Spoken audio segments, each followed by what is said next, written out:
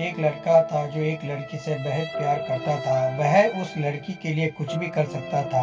बेचारा भोला भाला सा प्यार में एक कदम अंधा। लेकिन उन दोनों के प्यार में दो बड़ी रुकावटें आ रही थी। पहली ये कि वह लड़का बहुत गरीब था। वही दूसरी ये कि लड़का अलग जाति से था।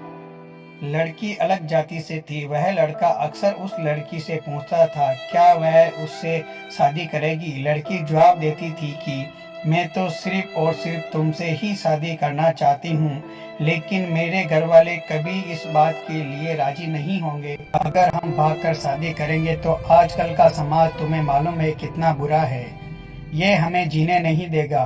लड़का लड़की से कहता है अगर हमारी शादी नहीं हुई तो क्या तुम मुझे भूल जाओगी। इस पर लड़की कहती है मेरी सांसें रुक सकती है लेकिन मैं तुम्हें कभी नहीं भूल सकती। समय निकलता गया।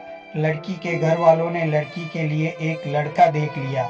जब लड़के को ये बात मालूम हुई तो वह उस लड़की के अंदर अपने लिए नफरत पैदा करने लगा। वह जानबूझकर ऐसे काम करने लगा जो लड़की को पसंद नहीं थे।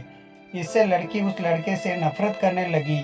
अब उस लड़की की शादी किसी और से हो रही और वह लड़का अंदर ही अंदर घुटन महसूस कर रहा था।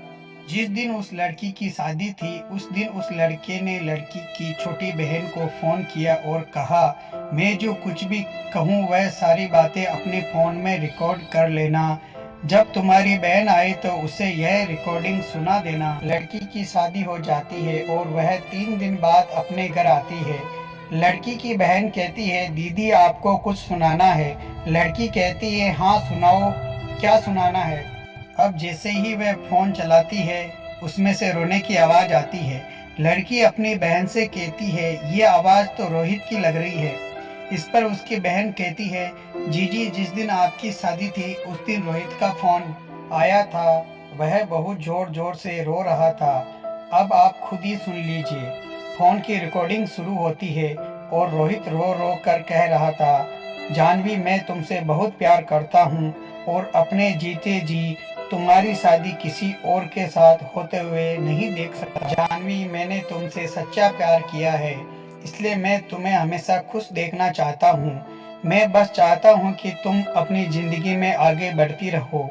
मैं तुम्हें कभी भुला नहीं सकता। इतना कहकर फोन कट हो जाता है और यह बात सुनकर जानवी बहुत रोती है और अपनी बहन से कहती है कि तुमने मुझे उसी दिन क्यों नहीं बताया जिस दिन रोहित का फोन आया था।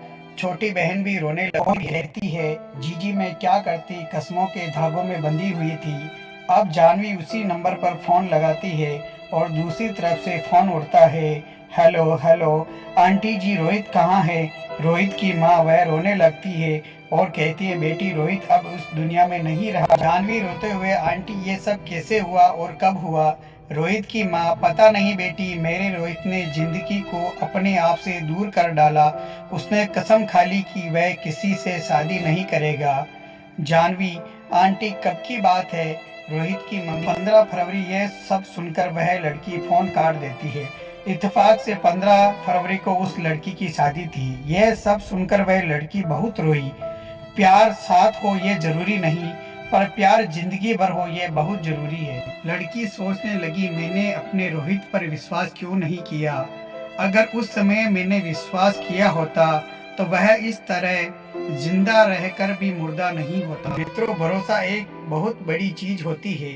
हम लोगों को समझना चाहिए जिस तरह रोहित के साथ हुआ वैसा और किसी के साथ न हो। अगर प्यार करते हो तो निभाना भी सीखो। प्यार हमें जीने की वजह देता है। प्यार की वजह से ही दुनिया कायम है।